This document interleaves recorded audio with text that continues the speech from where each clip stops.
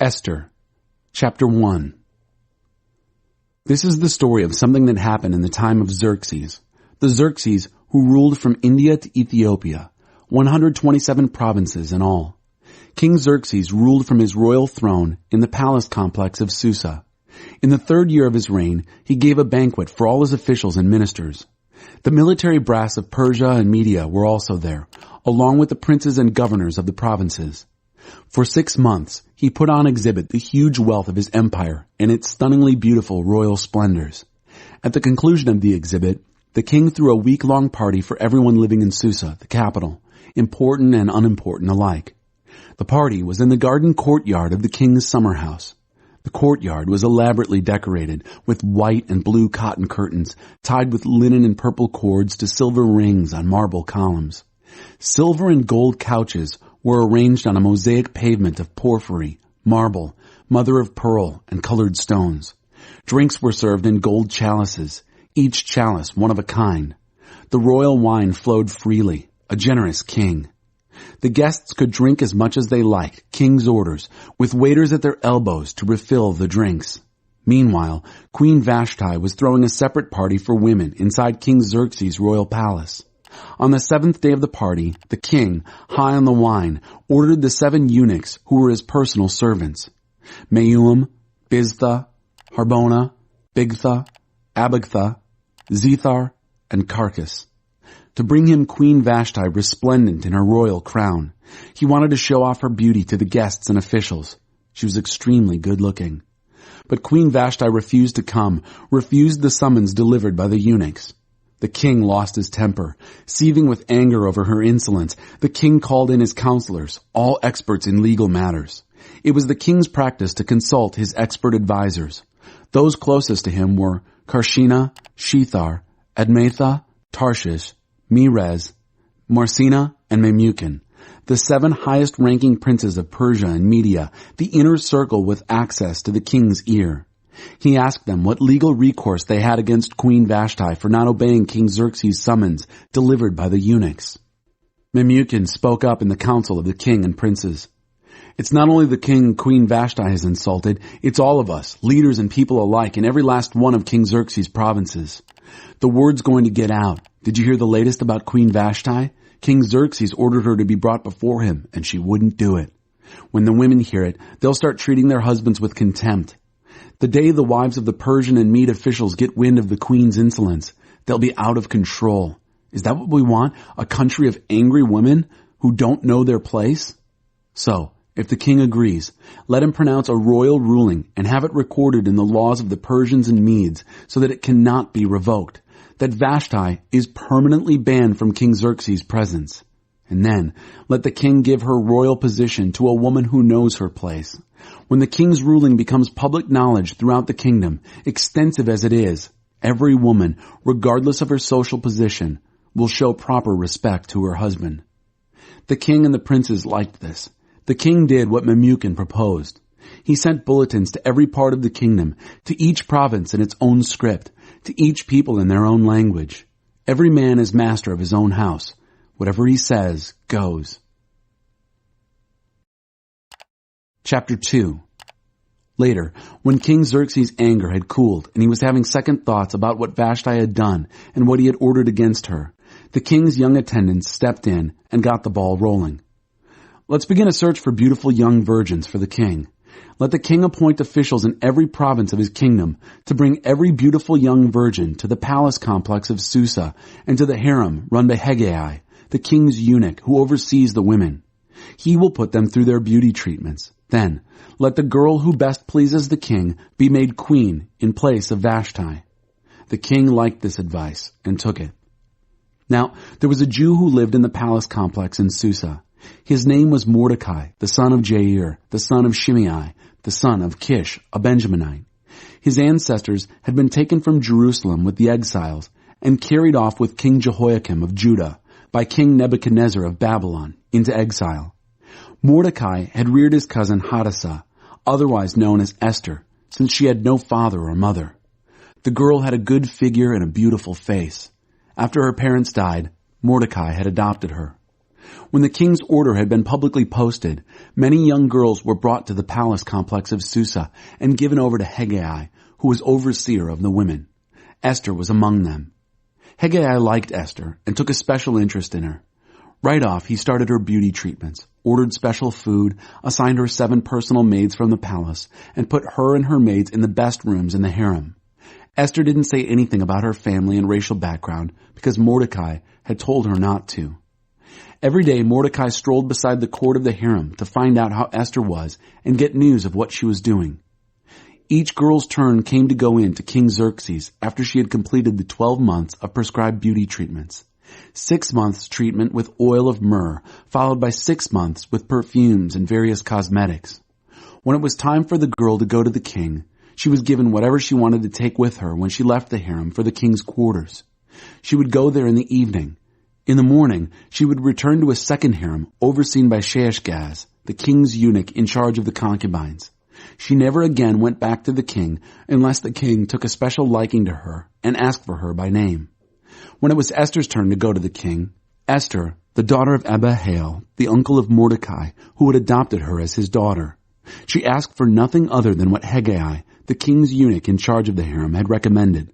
Esther, just as she was, won the admiration of everyone who saw her. She was taken to King Xerxes in the royal palace in the 10th month, the month of Tebeth, in the 7th year of the king's reign. The king fell in love with Esther far more than with any of his other women or any of the other virgins. He was totally smitten by her. He placed a royal crown on her head and made her queen in place of Vashti. Then the king gave a great banquet for all his nobles and officials, Esther's banquet. He proclaimed a holiday for all the provinces and handed out gifts with royal generosity. On one of the occasions when the virgins were being gathered together, Mordecai was sitting at the king's gate. All this time, Esther had kept her family background and race a secret, as Mordecai had ordered. Esther still did what Mordecai told her, just as when she was being raised by him. On this day, with Mordecai sitting at the king's gate, Bigthana and Teresh, 2 of the king's eunuchs who guarded the entrance, had it in for the king and were making plans to kill King Xerxes. But Mordecai learned of the plot and told Queen Esther, who then told King Xerxes, giving credit to Mordecai. When the thing was investigated and confirmed as true, the 2 men were hanged on a gallows. This was all written down in a logbook kept for the king's use. Chapter 3. Sometime later, King Xerxes promoted Haman, son of Hammedatha, the Agagite, making him the highest-ranking official in the government. All the king's servants at the king's gate used to honor him by bowing down and kneeling before Haman. That's what the king had commanded. Except Mordecai. Mordecai wouldn't do it, wouldn't bow down and kneel. The king's servants at the king's gate asked Mordecai about it. Why do you cross the king's command? Day after day they spoke to him about this, but he wouldn't listen. So they went to Haman to see whether something shouldn't be done about it. Mordecai had told them that he was a Jew. When Haman saw for himself that Mordecai didn't bow down and kneel before him, he was outraged. Meanwhile, having learned that Mordecai was a Jew, Haman hated to waste his fury on just one Jew. He looked for a way to eliminate not just Mordecai, but all Jews throughout the whole kingdom of Xerxes. In the 1st month, the month of Nisan, of the 12th year of Xerxes, the Pur, that is, the lot, was cast under Haman's charge to determine the propitious day and month. The lot turned up the 13th day of the 12th month, which is the month of Adar. Haman then spoke with King Xerxes. There's an odd set of people scattered through the provinces of your kingdom who don't fit in. Their customs and ways are different from those of everybody else. Worse, they disregard the king's laws. They're an affront. The king shouldn't put up with them. If it please the king, let orders be given that they be destroyed. I'll pay for it myself. I'll deposit 375 tons of silver in the royal bank to finance the operation. The king slipped his signet ring from his hand and gave it to Haman, son of Hammedatha the Agagite, arch enemy of the Jews. Go ahead, the king said to Haman. It's your money. Do whatever you want with those people. The king's secretaries were brought in on the 13th day of the 1st month. The orders were written out word for word as Haman had addressed them to the king's satraps, the governors of every province, and the officials of every people. They were written in the script of each province and the language of each people in the name of King Xerxes and sealed with the royal signet ring. Bulletins were sent out by couriers to all the king's provinces with orders to massacre, kill, and eliminate all the Jews, youngsters and old men, women and babies, on a single day, the 13th day of the 12th month, the month Adar, and to plunder their goods. Copies of the bulletin were to be posted in each province, publicly available to all peoples, to get them ready for that day. At the king's command, the couriers took off. The order was also posted in the palace complex of Susa. The king and Haman sat back and had a drink while the city of Susa reeled from the news. Chapter 4.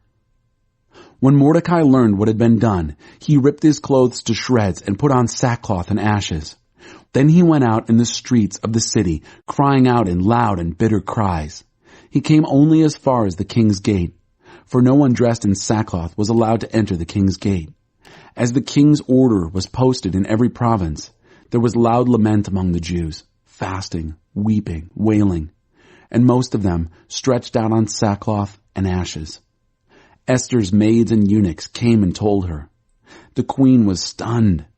She sent fresh clothes to Mordecai so he could take off his sackcloth, but he wouldn't accept them.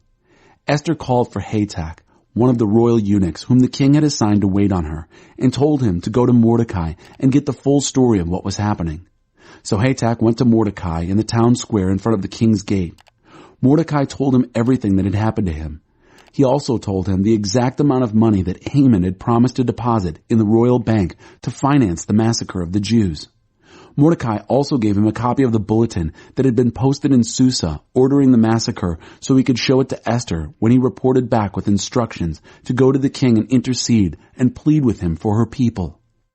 Hatak came back and told Esther everything Mordecai had said. Esther talked it over with Hatak and then sent him back to Mordecai with this message. Everyone who works for the king here, and even the people out in the provinces, knows that there is a single fate for every man or woman who approaches the king without being invited: death. The one exception is if the king extends his gold scepter, then he or she may live. And it's been 30 days now since I've been invited to come to the king. When Hatak told Mordecai what Esther had said, Mordecai sent her this message: Don't think that just because you live in the king's house, you're the one Jew who will get out of this alive. If you persist in staying silent at a time like this, help and deliverance will arrive for the Jews from someplace else. But you and your family will be wiped out. Who knows? Maybe you were made queen for just such a time as this. Esther sent back her answer to Mordecai. Go and get all the Jews living in Susa together. Fast for me. Don't eat or drink for 3 days, either day or night. I and my maids will fast with you. If you will do this, I'll go to the king, even though it's forbidden. If I die, I die. Mordecai left and carried out Esther's instructions. Chapter 5.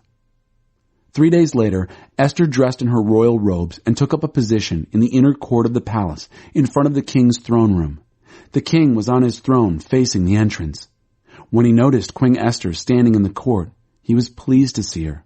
The king extended the gold scepter in his hand. Esther approached and touched the tip of the scepter. The king asked, And what's your desire, Queen Esther?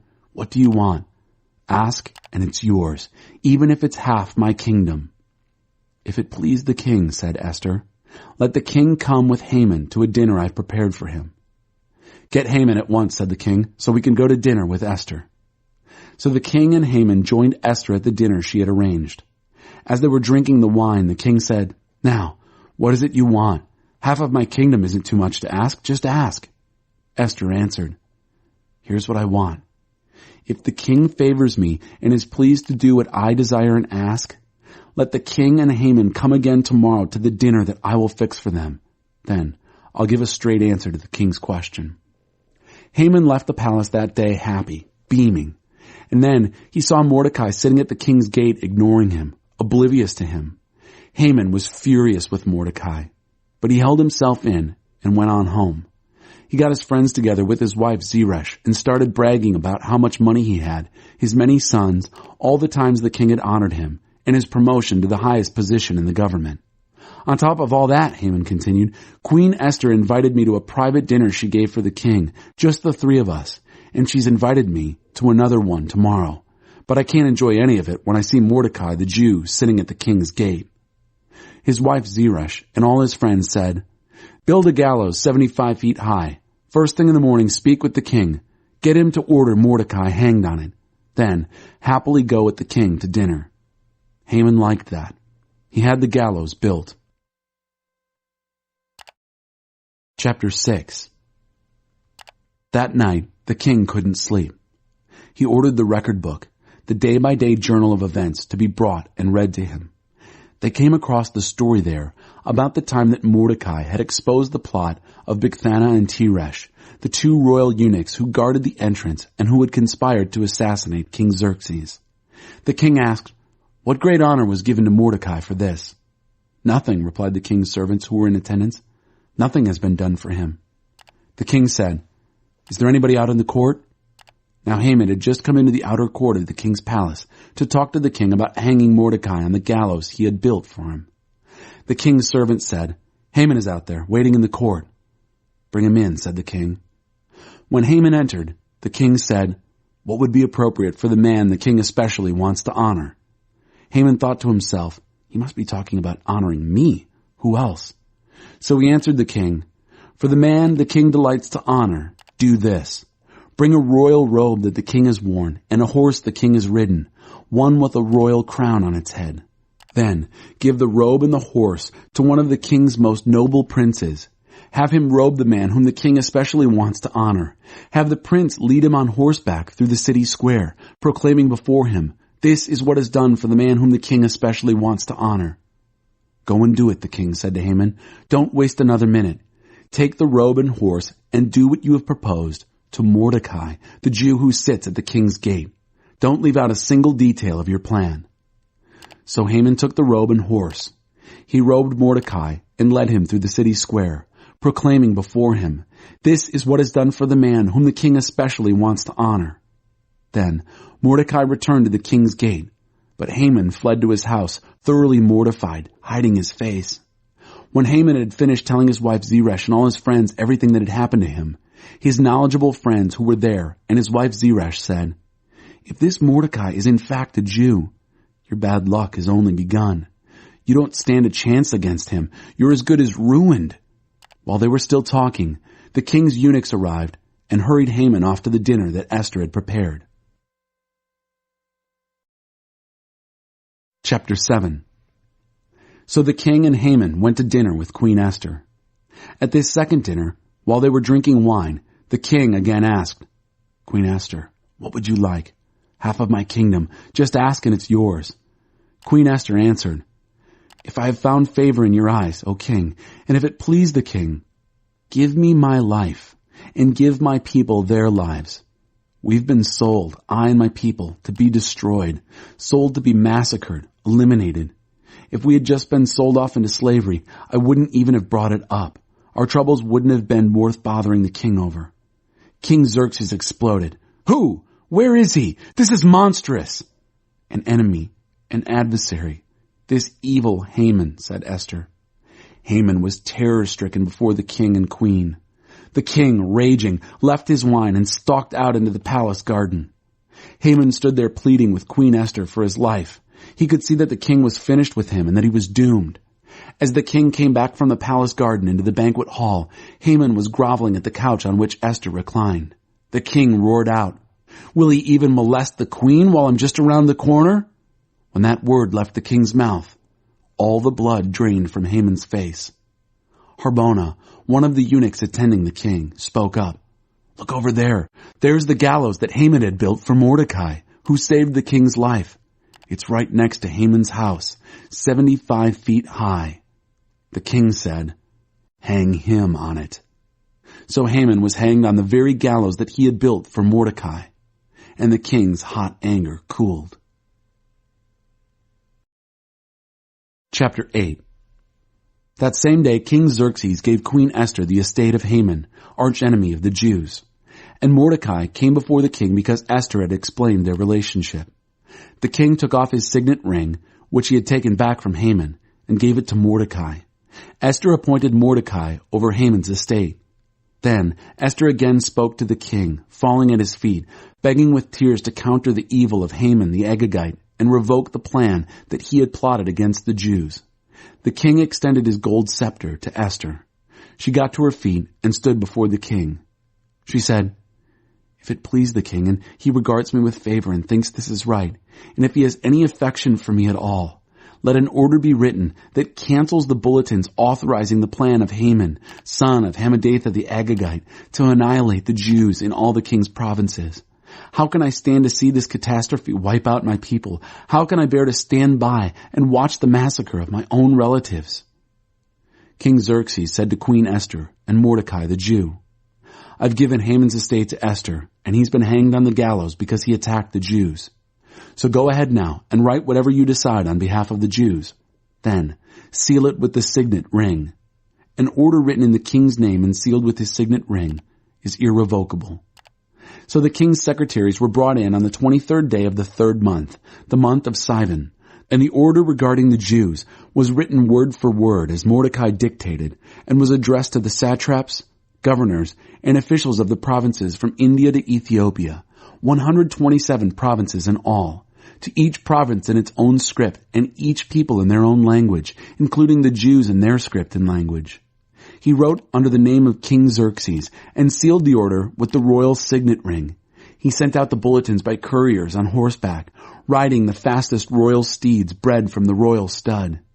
The king's order authorized the Jews in every city to arm and defend themselves to the death, killing anyone who threatened them or their women and children, and confiscating for themselves anything owned by their enemies.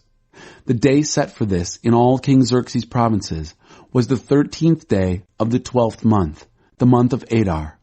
The order was posted in public places in each province so everyone could read it, authorizing the Jews to be prepared on that day to avenge themselves on their enemies. The couriers, fired up by the king's order, raced off on their royal horses. At the same time, the order was posted in the palace complex of Susa. Mordecai walked out of the king's presence wearing a royal robe of violet and white, a huge gold crown, and a purple cape of fine linen. The city of Susa exploded with joy. For Jews, it was all sunshine and laughter. They celebrated. They were honored. It was that way all over the country, in every province, every city. When the king's bulletin was posted, the Jews took to the streets in celebration, cheering and feasting. Not only that, but many non-Jews became Jews. Now, it was dangerous not to be a Jew. Chapter 9. On the 13th day of the 12th month, the month of Adar, the king's order came into effect. This was the very day that the enemies of the Jews had planned to overpower them, but the tables were now turned. The Jews overpowered those who hated them. The Jews had gathered in the cities throughout King Xerxes' provinces to lay hands on those who were seeking their ruin. Not one man was able to stand up against them. Fear made cowards of them all. What's more, all the government officials, satraps, governors, everyone who worked for the king, actually helped the Jews because of Mordecai. They were afraid of him. Mordecai, by now, was a power in the palace. As Mordecai became more and more powerful, his reputation had grown in all the provinces. So the Jews finished off all their enemies with the sword, slaughtering them right and left, and did as they pleased to those who hated them. In the palace complex of Susa, the Jews massacred 500 men. They also killed the 10 sons of Haman, son of Hammedatha, the archenemy of the Jews: Parshandatha, Dalphon, Aspatha, Paretha, Adaliah, Eridatha, Parmashta, Erisai, Aridai, Vizatha. But they took no plunder. That day, when it was all over, the number of those killed in the palace complex was given to the king. The king told Queen Esther, "In the palace complex alone, here in Susa, the Jews have killed 500 men, plus Haman's 10 sons. Think of the killing that must have been done in the rest of the provinces. What else do you want? Name it and it's yours. Your wish is my command." "If it please the king," Queen Esther responded, "give the Jews of Susa permission to extend the terms of the order another day, and have the bodies of Haman's 10 sons hanged in public display on the gallows." The king commanded it. The order was extended. The bodies of Haman's 10 sons were publicly hanged. The Jews in Susa went at it again. On the 14th day of Adar, they killed another 300 men in Susa. But again, they took no plunder. Meanwhile, in the rest of the king's provinces, the Jews had organized and defended themselves, freeing themselves from oppression. On the 13th day of the month of Adar, they killed 75,000 of those who hated them, but did not take any plunder. The next day, the 14th, they took it easy and celebrated with much food and laughter. But in Susa, since the Jews had banded together on both the 13th and 14th days, they made the 15th their holiday for laughing and feasting. This accounts for why Jews living out in the country in the rural villages remember the 14th day of Adar for celebration, their day for parties and the exchange of gifts. Mordecai wrote all this down and sent copies to all the Jews in all King Xerxes' provinces, regardless of distance, calling for an annual celebration on the 14th and 15th days of Adar, as the occasion when Jews got relief from their enemies, the month in which their sorrow turned to joy. Mourning somersaulted into a holiday for parties and fun and laughter, the sending and receiving of presents and of giving gifts to the poor. And they did it. What started then became a tradition, continuing the practice of what Mordecai had written to them. Haman, son of Hammedatha, the Agagite, the arch-enemy of all Jews, had schemed to destroy all Jews. He had cast the pure, the lot, to throw them into a panic and destroy them. But when Queen Esther intervened with the king, he gave written orders that the evil scheme that Haman had worked out should boomerang back on his own head. He and his sons were hanged on the gallows. That's why these days are called Purim, for the word pure or lot. Therefore, because of everything written in this letter and because of all that they had been through, the Jews agreed to continue. It became a tradition for them, their children, and all future converts to remember these 2 days every year on the specified dates set down in the letter. These days are to be remembered and kept by every single generation, every last family, every province and city. These days of Purim must never be neglected among the Jews. The memory of them must never die out among their descendants. Queen Esther, the daughter of Abihail, backed Mordecai the Jew, using her full queenly authority in this second Purim letter to endorse and ratify what he wrote. Calming and reassuring letters went out to all the Jews throughout the 127 provinces of Xerxes' kingdom to fix these days of Purim their assigned place on the calendar, dates set by Mordecai the Jew, what they had agreed to for themselves and their descendants regarding their fasting and mourning. Esther's word confirmed the tradition of Purim and was written in the book. Chapter 10. King Xerxes imposed taxes from one end of his empire to the other. For the rest of it, King Xerxes' extensive accomplishments, along with a detailed account of the brilliance of Mordecai, whom the king had promoted, that's all written in the chronicles of the kings of Media and Persia. Mordecai the Jew ranked second in command to King Xerxes. He was popular among the Jews and greatly respected by them. He worked hard for the good of his people. He cared for the peace and prosperity of his race. Job, Chapter 1. A man devoted to God. Job was a man who lived in Uz,